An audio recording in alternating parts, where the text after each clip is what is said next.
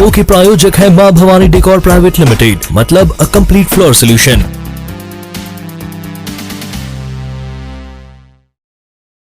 नमस्कार, मैं रुपेश कुमार और आज हम उपस्थित हैं मुजफ्फरपुर बेला स्थित नयनदीप नेत्रालय में, जहां हम बातें करेंगे मोतियाबिंद के बारे में। तो हमारे साथ खास मेहमान जुड़े हुए हैं, आइए उनसे आपका हम परिचय कराते हैं। सबसे पहले स्वागत है मैम आपका डॉक्टर पल्लवी सिन्हा, जो कि मोतियाबिंद और ग्लूकोमा स्पेशलिस्ट हैं, जिसे काला मोतियाबिंद भी कहा जाता है। और साथ ही उपस्थित है हमारे डॉक्टर सलभ सिन्हा, जो कि फेको रेटिना स्पेशलिस्ट है। तो स्वागत है मैम और स्वागत है सर आपका।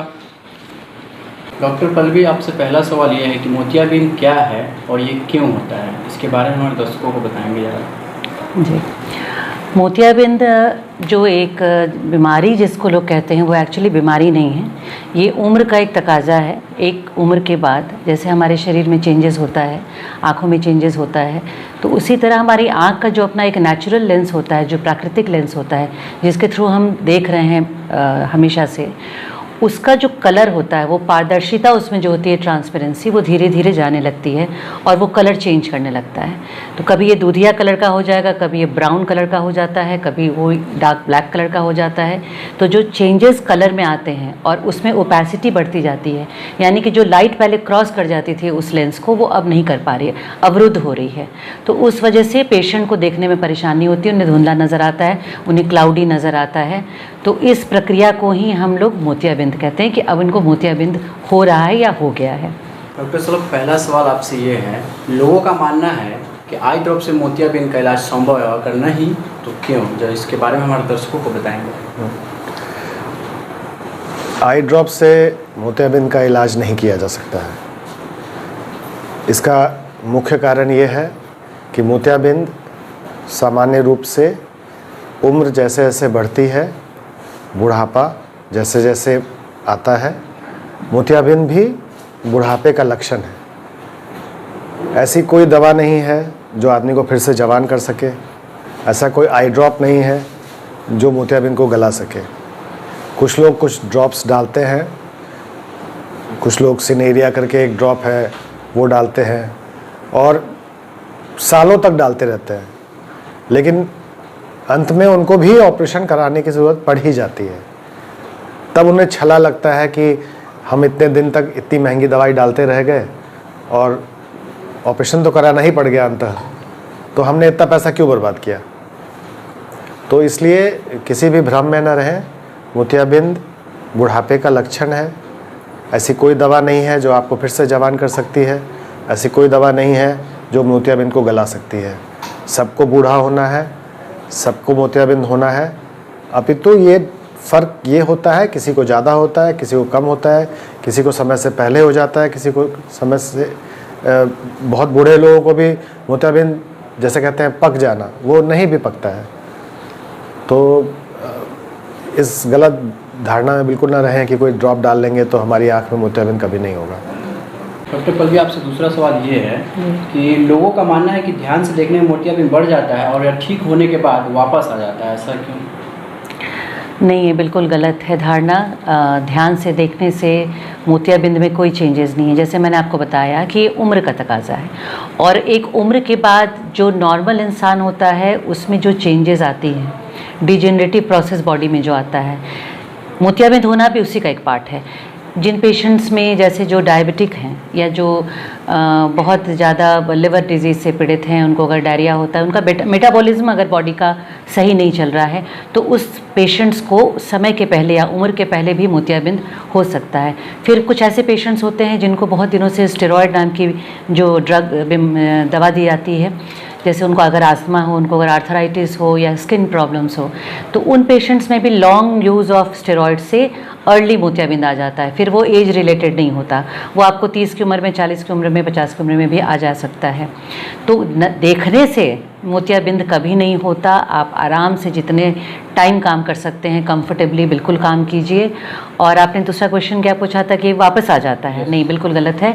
There is a term after cataract. Maybe किसी को ये टर्म कहीं मिल गया हो गूगल पे और वही समझ गया हो कि कैटरैक्ट के बाद फिर से कैटरैक्ट बन जाता है।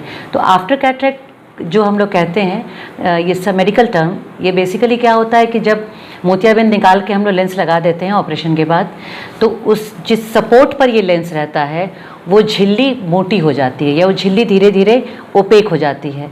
तो उसको हम लोग कहते हैं कि वापस से थोड़ा सा सफाई करना पड़ेगा, जिससे कि आप जितना ऑपरेशन के बाद देखते थे 2 साल 3 साल के बाद जब वापस फिर रोशनी कम होने लगती है तो केवल उस झिल्ली की मोटी होने से होती है, जिसको हम लोग PCO भी बोलते हैं या आफ्टर कैटरेक्ट भी बोलते हैं। बट मोतियाबिंद दोबारा कभी नहीं होता है, ये बिल्कुल गलत धारणा है। डॉक्टर साहब, दूसरा सवाल आपसे ये है, मोतियाबिंद के उपचार की विधि क्या है और इसमें क्या क्या महत्वपूर्ण बातें हैं के बारे में जरा हमारे दर्शकों को बताएंगे। मोतियाबिंद की जो विधि ऑपरेशन की सबसे पहले जो शुरू हुई थी वो ये कि आँख में एक बड़ा सा चीरा दिया जाता था और मोतियाबिंद का पकने का इंतज़ार करते हुए जब मोतियाबिंद पक जाता था तो पूरे के पूरे मोतियाबिंद को एक बड़े से चीरे से बाहर निकाल दिया जाता था। दूसरा जो इसमें एडिशन हुआ कि 1980 के दशक में लेंस का निजात हुआ और फिर आँख में लेंस भी लगना शुरू हो गया। उस ज़माने में जब हम लेंस नहीं लगाते थे तो मोटा चश्मा लगाना पड़ता था। लेंस जब आ गया तो मोटा चश्मा हटा करके आपने लेंस लगा दिया आँख के अंदर में, ताकि पेशेंट को मोटे चश्मे की ज़रूरत ना पड़े। मेरे पिताजी ने बिहार में वो पायनियर थे इंट्राओकुलर लेंस इम्प्लांटेशन के, और उसके बाद जो ऑपरेशन आया वो फेको इमल्सिफिकेशन आया। मतलब कि जो चीरा हम लगाते थे और टाँके लगाते थे उनकी उस चीरे को छोटा कर दिया गया और टाँका बिल्कुल हट गया, तो वो टाँका रहित ऑपरेशन हो गया और मशीन आ गई। तो 1997 में मेरे ही पिताजी ने पूरे बिहार में, उस समय संयुक्त बिहार था, बिहार झारखंड अलग अलग नहीं था, तो पूरे बिहार में 1997 में उन्होंने ही फेको इमल्सिफिकेशन ऑपरेशन की शुरुआत की थी और उस छोटे से छिद्र में से फिर फोल्डेबल लेंस की प्रक्रिया भी शुरू हो गई थी। और एक और विधि उसके बाद आई कि चीरा तो बड़ा ही लगता है, लेकिन मोतियाबिंद को बिना तोड़े हुए, चूँकि उसमें मशीन का इस्तेमाल नहीं होता है तो उसको स्मॉल इंसिजन कैटरेक्ट सर्जरी कहते हैं। तो ये ऑपरेशन आपके नेपाल साइड में जितने भी हॉस्पिटल्स हैं उनमें यही ऑपरेशन किया जाता है, जहाँ मशीन का इस्तेमाल नहीं होता है। चूँकि भीड़ ज़्यादा है, जल्दी जल्दी ऑपरेशन करना है, इसलिए इस तरह का ऑपरेशन किया जाता है कि लगे कि फेको है लेकिन एक्चुअली वो फेको होता नहीं है। इसमें मुख्य बातें मैंने तो आपको बता दी कि अलग अलग ऑपरेशंस की क्या मुख्य बातें हैं।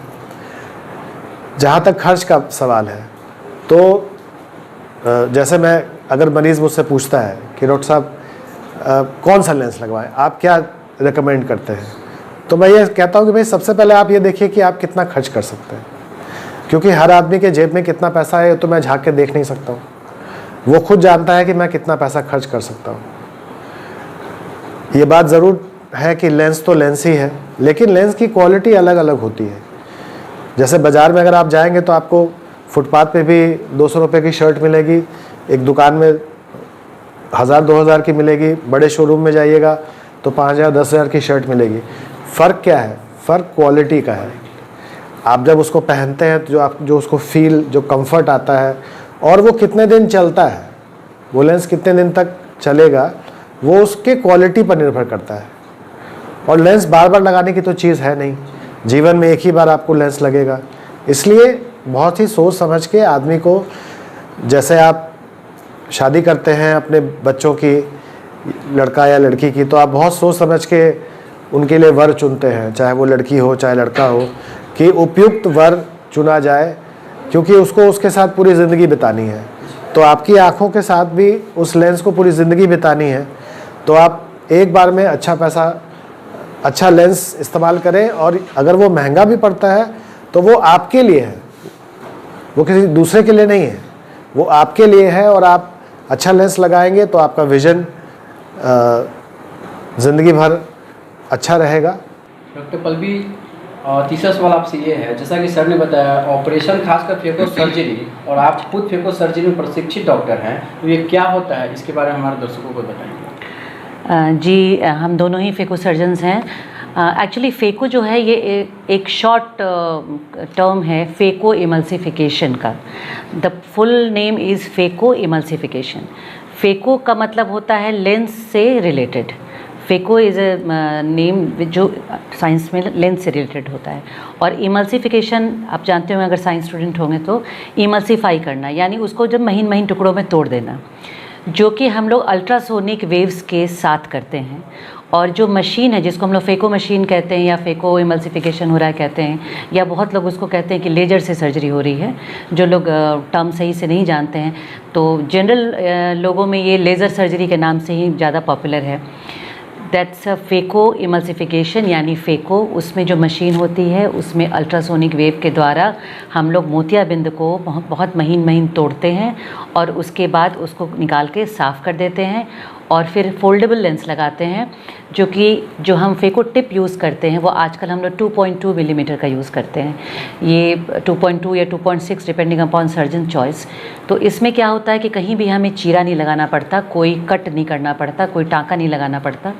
केवल एक छोटे से होल के द्वारा, जैसे समझ लीजिए कि जैसे आपका ये एक पेन है, इस पेन का जो निब है ऑलमोस्ट इतना ही डायमीटर का, इतना ही गॉज का वो एंट्री वुंड होता है और उसमें से दोनों तरफ से अंदर जाके हम लोग एक तरफ से उसको कट करते हैं, एक तरफ से हम लोग उसको क्लीन करते हैं और फिर उसी वुंड के द्वारा जो छोटा सा एक बनाया होता है हमने एंट्री, उसके द्वारा फोल्डेबल लेंस होता है, यानी कि वो लेंस फोल्डेड होता है, वो अंदर जाके खुलता है और अंदर में एडजस्ट कर जाता है। तो लेंस डालने के लिए भी हमें अलग से कोई कट नहीं यूज़ करना पड़ता। तो basically this is non cut, मतलब कोई बिना टाँका बिना चीरा जिसको सर्जरी कहते हैं, रियल मीन्स में फेको इमल्सिफिकेशन वो उसी को कहते हैं। डॉक्टर पल्लवी, चौथा सवाल आपसे ये है कि मैनुअल फेको और फेको में क्या अंतर है, क्योंकि बहुत सारे डॉक्टर इसकी सलाह देते हैं, तो इसके बारे में आप बताइए कि दोनों में से बेटर कौन है। सबसे पहली बात कि मैनुअल फेको करके कोई टर्म नहीं होता। जैसे मैंने आपको बताया फेको इमल्सिफिकेशन का शॉर्ट फॉर्म फेको है और फेको इमल्सिफिकेशन का मतलब ही है कि मशीन द्वारा अल्ट्रासोनिक वेव द्वारा सर्जरी हो रही है। तो अब यहाँ मैनुअल जब अगर आ गया तो आप अगर हाथ से कर रहे हैं और कट करके कर रहे हैं तो फिर उसमें फेको इमल्सिफिकेशन ऐड नहीं करना है। एक फॉल्स टर्म है जिसको कॉइन किया गया है लोगों में प्रचलित करने के लिए कि अगर हमारे पास मशीन नहीं भी है तो भी हम फेको कर सकते हैं। तो उसको इस तरह से करना गलत होगा, जो भी ये कहते हैं गलत है। एक्चुअली हमारे शहर में ही बहुत लोग ऐसा काम कर रहे हैं जो फेको सर्जरी नहीं करते हैं लेकिन कहते हैं कि हम मैनुअल फेको करते हैं। बेसिकली वो SICS सर्जरी करते हैं, जिसको S से होता है small incision cataract surgery. Incision आने का मतलब ही है, इंसिजन का मतलब होता है टाँका, मतलब कट हमारे मेडिकल टर्म में। तो जब हम इंसिजन लगाते हैं यानी जब हम कट लगाते हैं तो वो फेको इमल्सिफिकेशन हुआ नहीं, क्योंकि हमने चीरा लगाया। तो उसमें हम लोग जो है वो कट करके छोटा सा और ऐसा कट बनाते हैं जो कि सेल्फ सीलिंग होता है, यानी कि वो अपने आप धीरे धीरे सील कर जाता है, उसमें टाँके की ज़रूरत नहीं पड़ती। ये भी एक बहुत अच्छा चॉइस है सर्जरी का। इनफैक्ट आज के ज़माना में 90% लोग SICS ही कर रहे हैं। जब पुराना ज़माना था जिसमें कि बड़े बड़े चीरा दिया जाता था, मोतियाबिंद को निकालने के बाद 4-5 टाँके लगाए जाते थे, वो अब बहुत बेसिक मैं समझती हूँ, बहुत ही जो स्टार्ट सर्जरी करते हैं या गाँव में जिन लोग को अभी भी पुराने तरह से प्रशिक्षण मिला हुआ है, अब वही कस्टमाइज टाइप जो उनका पुराना कस्टम है उससे सर्जरी करते हैं। तो SICS is also a good surgery, लेकिन फेको इमल्सिफिकेशन का रिज़ल्ट और SICS का रिज़ल्ट में डिफरेंस होता है। फेको इमल्सिफिकेशन में आप काफ़ी अच्छी रिफ्रैक्टिव सर्जरी भी करते हैं और उसमें आप टोरिक लेंसेज डालते हैं, फोल्डेबल मल्टीफोकल लेंसेज डालते हैं, जिससे क्या होता है कि बाद में पेशेंट बिल्कुल फ्री ऑफ ग्लासेस हो जाता है, उसको चश्मा लगाने की बिल्कुल ज़रूरत नहीं पड़ती।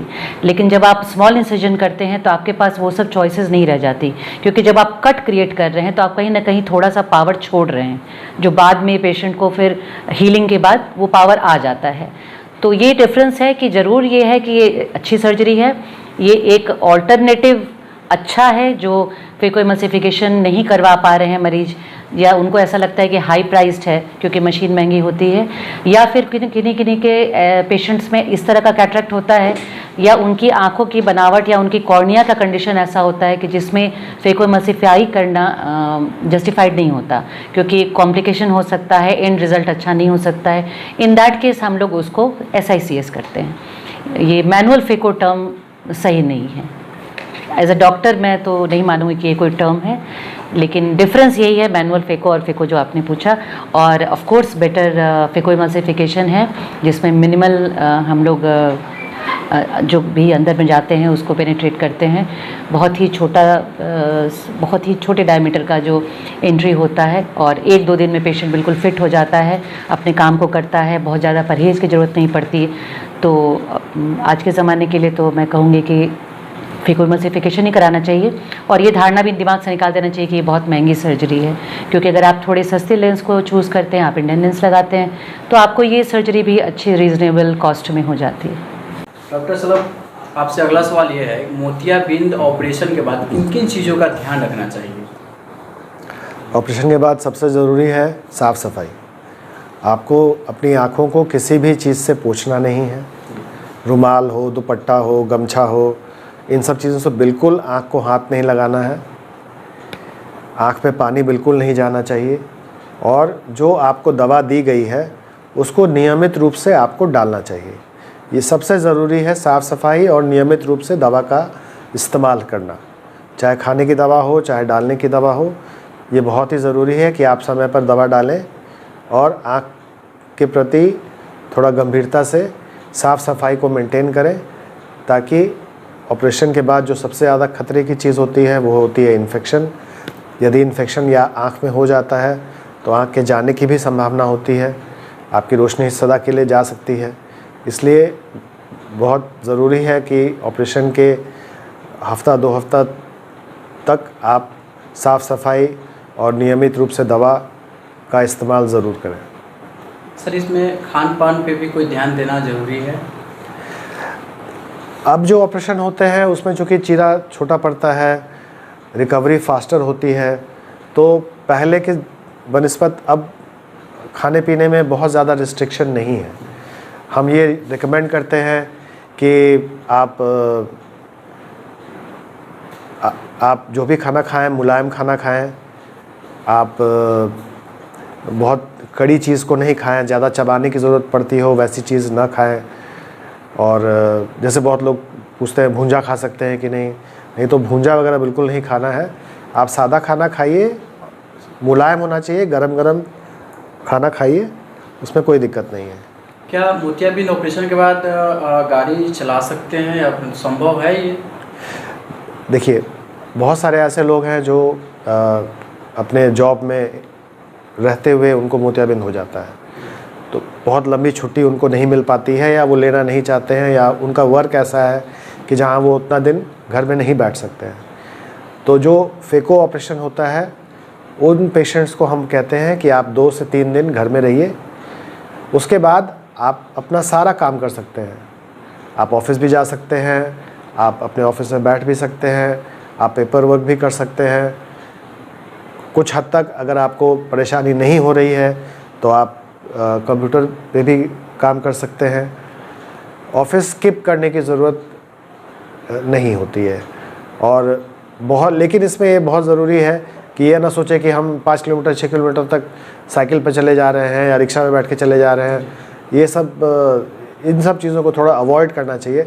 इसलिए क्योंकि अगर आप मान लीजिए रिक्शे पे जा रहे हैं तो किसी और के हाथ से चोट लग जाने से समस्या पैदा हो सकती है। इसलिए अगर आपके पास खुद की गाड़ी है, व्हीकल है, तो आप जा सकते हैं। डॉक्टर साहब, आपसे अगला सवाल ये है, गरीब वर्ग के लोगों का उपचार, चाहे वो मोतियाबिंद हो या अन्य नेत्र से कोई भी संबंधित बीमारियां हो, नैनदीप नेत्रालय बेला में उसका उपचार कैसे किया जा रहा है? जो गरीब वर्ग के लोग हैं, चूँकि मेरे पिताजी यहाँ 1975 से मुजफ्फरपुर में हैं, तो पहले के ज़माने में शायद आप लोगों ने नहीं देखा होगा, आई कैंप्स लगाए जाते थे। गांव-गांव में जाके आई कैंप्स लगते थे। किसी स्कूल में उनका ऑपरेशन तक होता था। 100, 200, 300 ऑपरेशंस होते थे और हर साल हज़ारों की संख्या में मेरे पिताजी हर रविवार पूरे जाड़े के सीज़न में कहीं ना कहीं दूर दराज एरिया में जा करके ऑपरेशन करते थे। इसी वजह से कि गरीब आदमी को भी रोशनी की ज़रूरत है और वो उतने पैसे नहीं खर्च कर सकता है। लेकिन एक समय बाद भारत सरकार ने ही इस पर रोक लगा दी, क्योंकि बहुत सारे कैंप्स कुछ लोग करते थे, उनमें आंखों की रोशनी चली जाती थी। लेकिन जब वो कैंप्स बंद हो गए तो हुआ कि भाई आपको अपने अस्पताल में ही करना है। तो लायंस क्लब मुजफ्फरपुर की ओर से काफ़ी सालों तक आई कैंप लगा करके मोतियाबिंद का फ्री कैटरेक्ट ऑपरेशन किया जाता था लेंस के साथ। उसके बाद जब प्रधानमंत्री जन आरोग्य योजना आई, या पहले तो वो राष्ट्रीय स्वास्थ्य बीमा योजना थी, वो जब भारत सरकार ने सबको देनी शुरू की वो सुविधा, तो उसमें जो कार्ड बनता था और जो कार्ड होल्डर होते थे उनकी फैमिली को हम लोग फ्री ऑफ कॉस्ट, चाहे मोतियाबिंद ऑपरेशन हो, चाहे वो आँख के पर्दे की बीमारी का ऑपरेशन हो, चाहे वो आंसू की थैली की बीमारी का ऑपरेशन हो, अलग अलग तरह के ऑपरेशंस का भारत सरकार बीपीएल कार्ड होल्डर्स को वो सुविधा देती थी। और अब वो प्रधानमंत्री जन आरोग्य योजना के नाम से जानी जाती है। और अभी भी हम लोग गरीब लोगों के लिए ये फैसिलिटी रखे हुए हैं नैनदीप में, ताकि उनको बहुत ज़्यादा आर्थिक बोझ ना उठाना पड़े और बहुत ही सरलता के साथ उनका ऑपरेशन या उपचार हो सके। धन्यवाद डॉक्टर सलभ आपका। Thank you. तो ये थे हमारे नयनदीप नेत्रालय बेला मुजफ्फरपुर स्थित से डॉक्टर पल्लवी और डॉक्टर सल्लभ, जिन्होंने मोतियाबिंद के विषय में हमें संपूर्ण जानकारी आप लोगों के लिए दी।